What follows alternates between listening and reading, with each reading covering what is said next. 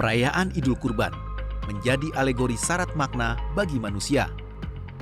Selain sebagai sarana pendekatan diri kepada Tuhan, nilai kurban melukiskan bentuk pengorbanan harta benda yang disukai untuk orang lain. Salah satu faktor terpenting dalam ibadah kurban yakni dengan memberikan kurban yang terbaik. Beberapa hewan yang bisa dijadikan kurban seperti sapi, kambing, kerbau, atau domba haruslah dalam keadaan yang baik dan sehat. Masyarakat diingatkan agar tetap waspada dan awas ketika membeli hewan kurban untuk Hari Raya Idul Adha nanti. Jangan sampai hewan kurban yang dibeli ternyata terpapar penyakit kuku dan mulut atau PMK atau virus yang dapat mengancam kesehatan. Masyarakat harus lebih selektif dalam memilih hewan kurban untuk disembelih. Menyusul masih ditemukannya sejumlah sapi dari berbagai daerah yang disinyalir mengidap penyakit berbahaya. Di sisi lain, pemerintah juga memiliki tanggung jawab untuk menjaga rantai pasok hewan kurban jelang Idul Adha tahun ini.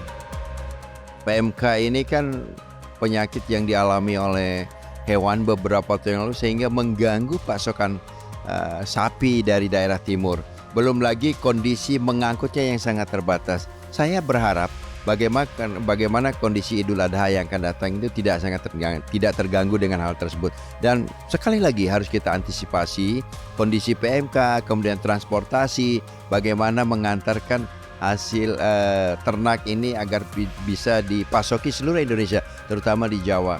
Dan mudah-mudahan ya menjelang Idul Adha yang akan datang ini semuanya akan bisa aman-aman saja. DPR juga mendorong pemerintah untuk mewaspadai ancaman wabah penyakit yang kian berkembang pada hewan ternak.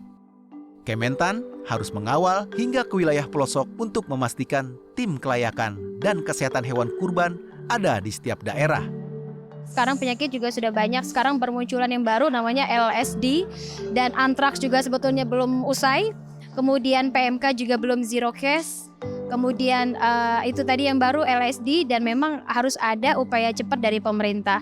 Dan tadi juga kami mendorong supaya tim dari Kementerian Pertanian Republik Indonesia itu bisa linear sampai ke daerah, sampai ke dinas kabupaten untuk memastikan tim pengawas kesehatan dan kelayakan hewan yang akan menjadi kurban untuk di Idul Adha nanti itu dipastikan ada di setiap kabupaten, ada di setiap daerah gitu. Selain pemeriksaan kesehatan dan kondisi hewan kurban, pendistribusian vaksin juga harus terus dilakukan. Untuk itu, DPR berharap ada alokasi anggaran yang cukup untuk melakukan vaksinasi pada hewan ternak di seluruh wilayah Indonesia. Mengalokasikan anggaran yang cukup untuk vaksin.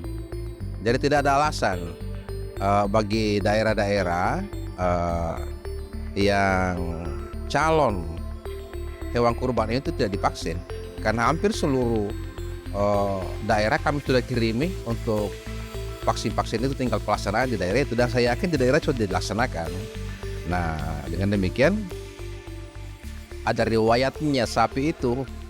Ini sapi dibeli dari mana, siapa pemiliknya, divaksin pada tanggal berapa. Nah, dari situ diketahui bahwa ini sapi sudah divaksin dan pasti sehat. Agar tidak salah beli, berikut tips atau kriteria yang perlu diperhatikan dalam memilih hewan kurban. Kondisi hewan kurban harus dalam keadaan sehat. Ini dapat dilihat dari matanya yang masih cerah, cermin hidung yang bersih, secara fisik tidak kurus, gerakan lincah, serta memiliki nafsu makan yang baik. Hewan kurban juga tidak dalam keadaan cacat, tidak buta, pincang, tanduk dan daun telinga juga masih terlihat utuh. Selain itu, hewan yang ingin dikurbankan juga harus dalam keadaan yang telah cukup umur sesuai dengan jenis hewannya.